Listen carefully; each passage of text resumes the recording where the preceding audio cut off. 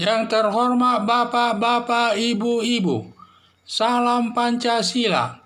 Bapak-bapak, ibu-ibu yang melihat video saya ini, tolong jangan lupa subscribe, like, dan di-share. Sifatnya gratis. Saya akan mengomentari Gatot Nurmantio menjatuhkan presiden atau politik. Jadi saya lihat ada dua tindakan Gatot Nurmantio kepada Presiden Joko Widodo, yaitu satu, ingin menjatuhkan Jokowi. Jadi Gatot Nurmantio ini sering membesar-besarkan masalah PKI untuk menjatuhkan daripada Presiden Joko Widodo, di mana karena katanya dia itu karena memutar video, karena dia memutar film G30 SPKI ini, sehingga dia katanya dibenci, sehingga dia dipecat Presiden Joko Widodo daripada Panglima, dari Pangap. Jadi itulah saya lihat, sehingga Gatot Nurmantio ini termasuk barisan sakit hati kepada Joko Widodo karena dia dipecat sebelum waktunya dia pensiun, sudah dipecat. Itulah saya lihat tujuannya, mungkin apakah itu saya kurang tahu. Dan juga dia ini saya lihat Gatot termasuk barisan sakit hati sehingga dia bergabung dengan koalisi Aksi Menyelamatkan Indonesia untuk menjatuhkan Presiden Joko Widodo.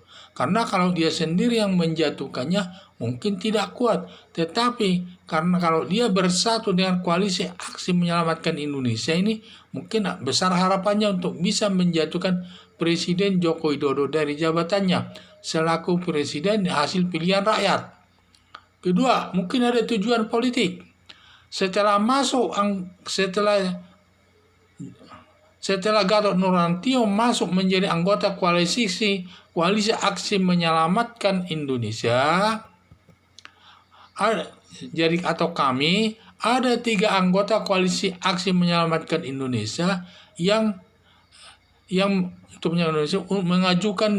menawarkan dirinya untuk menjadi presiden. Kalau dipilih rakyat, mereka siap untuk menjabat presiden, yaitu Din Samsudin, Gatot Nurmantio, dan Ridwan Ramli.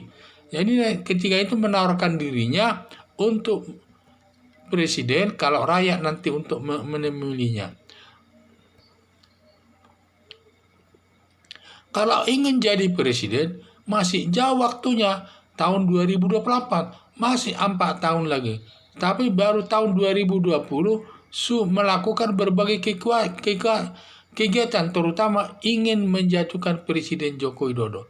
Apakah ini tujuannya untuk mempercepat menjatuhkan Presiden Joko Widodo agar mereka cepat menduduki jabatan tersebut? Dan saya lihat, jadi kalau saya lihat berbagai kegiatannya, jadi presidennya semuanya secepatnya sebelum tahun 2024 mereka melakukan berbagai tindakan untuk menjatuhkan Presiden Joko Widodo ini, dan mungkin mereka salah satu mungkin ingin menggantikannya, apakah Din Samsudin, apa Gatot Nurmantio, apa Ridwan Ramli. Karena ketiga ini sangat besar sekali harapannya untuk menjadi presiden, untuk menggantikan Presiden Joko Widodo ini, sampai mereka itu membuat suatu berbagai tindakan. Jadi saya lihat langkah ini saya lihat tidak demokratis kalau gini caranya. Akan banyak nanti dia mendapat perlawanan dari rakyat Indonesia. Kalau harapan saya, kalau memang dia ingin kalau memang Gatot Nurmantio ingin cepat dia ingin berpolitik untuk tujuannya untuk presiden, di mana koalisi Aksi Menyelamatkan Indonesia ini tidak cukup membawa dia untuk menjadi presiden. Karena untuk menjadikan presiden ini harus dibawa oleh partai politik yang nanti didukung minimal 20% anggota DPR itu dari partai politik ada duduk DPR. Jadi tidak sembarangan. Yang juga nanti partai politik mana yang membawa dia kita tidak tahu. Kalau hanya berlandaskan dia sebagai anggota koalisi Aksi Menyelamatkan Indonesia, tentu tidak memenuhi syarat untuk menjadi presiden RI. dan harus ada partai politik yang mengusungnya. Sedangkan partai politik yang mengusungnya hampir tidak ada. Sehingga harapan untuk jadi presiden tidak ada kelihatannya. Kalau melihat daripada partai politik, tidak ada yang simpatik saya lihat daripada koalisi aksi menyelamatkan Indonesia atau kami tersebut. Jadi juga ini perlu diketahui. Jadi ini saya lihat kalau memang ada tujuannya untuk menjatuhkan tentu tidak baik.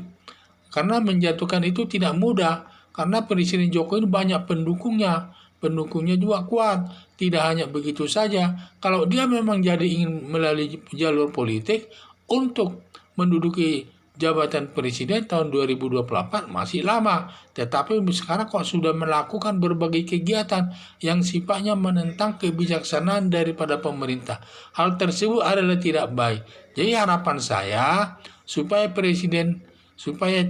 semua kader-kader dari partai daripada koalisi aksi menyelamatkan Indonesia yang menawarkan dirinya untuk menjadi presiden RI supaya mengikuti proses sesuai aturan hukum yang berlaku di Indonesia ini. Sekian dan terima kasih.